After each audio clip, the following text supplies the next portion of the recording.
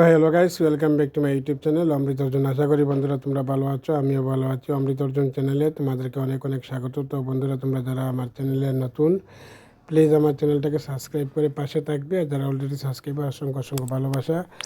তো পাশে বেল আইকনটা অন করে রাখবে, যাতে আমি যা ভিডিওগুলো দিই সব ভিডিও তোমাদের কাছে যাবে। তো আজকে দেখো, আমি এক শ্রাদ্ধ অনুষ্ঠানের অধিবাস কীর্তন দেখাবো তোমাদেরকে। শ্রাদ্ধ অনুষ্ঠানটা হচ্ছে আমার বৌদি। তো বৌদির শ্রাদ্ধ অনুষ্ঠান চলবে, আগামীকালকে কীর্তন থাকবে। তো আজকে অধিবাস কীর্তন তোমাদেরকে শেয়ার করব। তো এই দেখো, অধিবাসের কীর্তনের গড় বসানো হয়েছে, আসন বসানো হয়েছে, আর এদিকে দেখো কীর্তনের বরণ চলছে। তো সব কিছু তোমাদেরকে শেয়ার করব। আর তোমরা যে যেখান থেকে দেখো না কেন, কমেন্টগুলো করবে, ছোটো ছোটো কমেন্ট। তোমরা ছোটো ছোটো কমেন্ট করলে আমার ভিডিও দিতে আমার উৎসাহ জাগে। তো তোমরা দেখো, এখন কীর্তনী বরণ চলছে। তো এরপর কীর্তন শুরু হবে। তো কীর্তনটা তোমাদেরকে শেয়ার করব, তোমরা সম্পূর্ণ ভিডিওটা স্কিপ না করে দেখো, আর ভিডিওটাকে লাইক শেয়ার করো। তাহলে চলো কীর্তন দেখো। তো আমরা এমনিতেই পাড়া প্রতিবেশী আত্মীয় স্বজন সবাই এই স্বর্গীয়া লীলাবতী নাথ মহোদয়ার মৃত্যুতে শোকাহত। এরপরেও আমাদের এই সুখকে কাটিয়ে উঠতে আমাদের সামাজিক বিধিবিধান নিয়ম অনুযায়ী আমরা শ্রাদ্ধাদি ক্রিয়া, বিষ্ণুকে দানাদি ক্রিয়া সম্পূর্ণ করব আগামীকাল। এবং সেই সঙ্গে আমাদের সনাতনী প্রথা অনুযায়ী শ্রাদ্ধ বাসরের কীর্তনেরও আয়োজন করা হয়। এই মর্মে আমাদের কীর্তনে নিমন্ত্রণ করা হয়েছে। আমরা এমন একটা সময়ের মধ্যে আজকে কীর্তনে আসতে হয়েছে।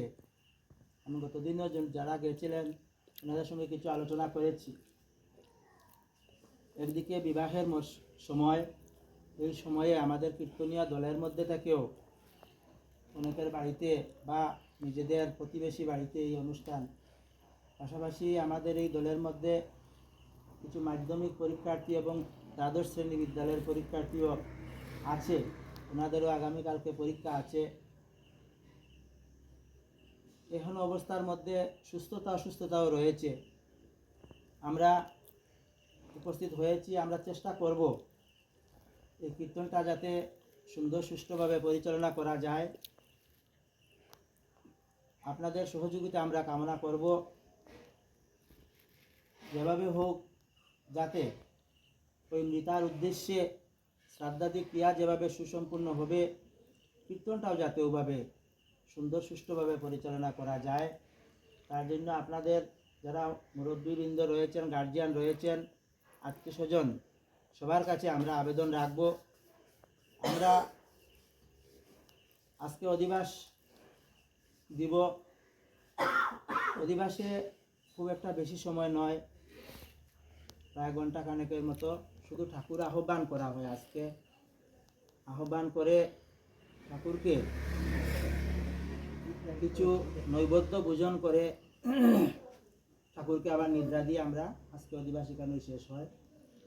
আগামীকালকে ওই ঠাকুরকে আবার ডেকে জাগ্রত করে গোষ্ঠে পাঠানো হয়, ক্রীড়াগোষ্ঠ কীর্তন গাওয়া হয়, বিভিন্ন ধরনের কীর্তন রয়েছে। আজকে আমরা এই পর্যন্ত অধিবাস করব আমাদের সিস্টেম মতো। আগামীকালকে 10টা-11টার দিকে এসে আমরা ঠাকুরকে আবার জাগ্রত করব। মধ্যে কিছুক্ষণ বিরতি দিয়ে আমরা প্রায় 3টা অবধি কীর্তন করব। এরপরে দুপুরের শুকসভা যদি আপনাদের থাকে করবেন, শুকসভার কাজ থাকে। দুপুরে আমন্ত্রিতদের ভোজনের ব্যবস্থা থাকে। এগুলি পর আবার সন্ধ্যার দিকে আমরা কীর্তন শুরু করব। 9টা, 9:30 এবং 10টা অবধি আমরা কীর্তন শেষ করব। এই হচ্ছে আমাদের কীর্তনের সিস্টেম। এখানে দুটি বিষয় রয়েছে। একটা হচ্ছে দধিবাণ্ড বাঙ্গন, অবশ্যই আপনাদের থাকবে এই প্রথা, যেও বাঙ্গ থাকবে। এই দধিবাণ্ড বাঙ্গন অন্যান্য কীর্তন, বিশেষ করে পদাবলী নাম কীর্তনের মতো এই শ্রাদ্ধ বাসরের দধিবাণ্ড বাঙ্গন সেটা কীর্তনের অন্তিম লগ্নে নয়, সেটা সন্ধ্যা কীর্তনের মধ্য লগ্নে হয়। আর অন্যান্য কীর্তনে সেটা কীর্তনের একদম সমাপ্তি অনুষ্ঠানে হয়। আমাদের এই শ্রাদ্ধ বাসরের কীর্তনের সমাপ্তি হয় ওই পঞ্চপ্রদীপ, যেটা দীপ্তি জ্বালানো হয়। আপনাদের এখানে অবশ্যই থাকবে। কেউ কেউ আমের ডালের মধ্যে, কেউ কেউ বাঁশের কঞ্চির মধ্যে, কেউ কেউ একটা থালির মধ্যে পঞ্চপ্রদীপ জ্বালিয়ে এইভাবে করা হয়। তো আপনাদের যে সিস্টেম আছে, সামাজিক যে নিয়ম আছে, যে নিয়ম আছে এই নিয়মে করতে পারবেন, আমাদের কোনো ধরাবাধা নিয়ম নেই। তো যখন পঞ্চপ্রদীপ জ্বালানো হয় একদম শেষ লগ্নে, তখন ওই কীর্তনের সমাপ্তি হয়। আর দধির বাণ্ড বাঙ্গা হয় ওই মথুরার হাটে যখন শ্রীমতী রাধিকা যাবেন, এই মোমেন্টে বাঙ্গা হয়। তো আমি বললাম এই অর্থে নিয়ম শৃঙ্খলা এবং সিস্টেমটা এক এক জায়গায় এক এক দেশাচার, এক এক লোকাচার থাকে, এক এক কীর্তনিয়া দলের এক এক সিস্টেম থাকে, এক এক নিয়ম শৃঙ্খলা থাকে।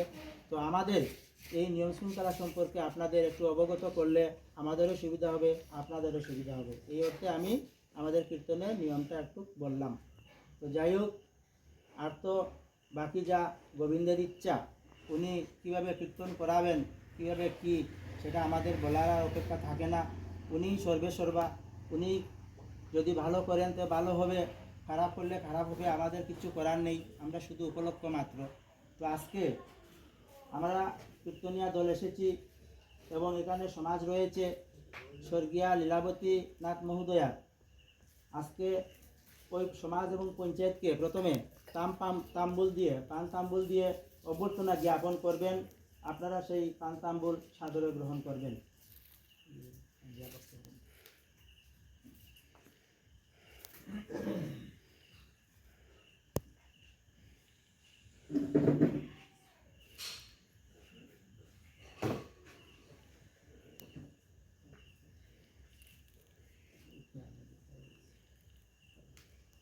যারা কীর্তনিয়া দলে এসেছেন এনজুই থেকে, আজকে কীর্তনিয়া দলকে ওনারা আমন্ত্রণ করছেন। এই আমন্ত্রণ মূলে আপনারা এসেছেন, আপনাদেরকে ওনারা পান তাম্বুল দিয়ে অভ্যর্থনা জ্ঞাপন করবেন আপনারা, এবং সেই পান তাম্বুল সাদরে গ্রহণ করবেন।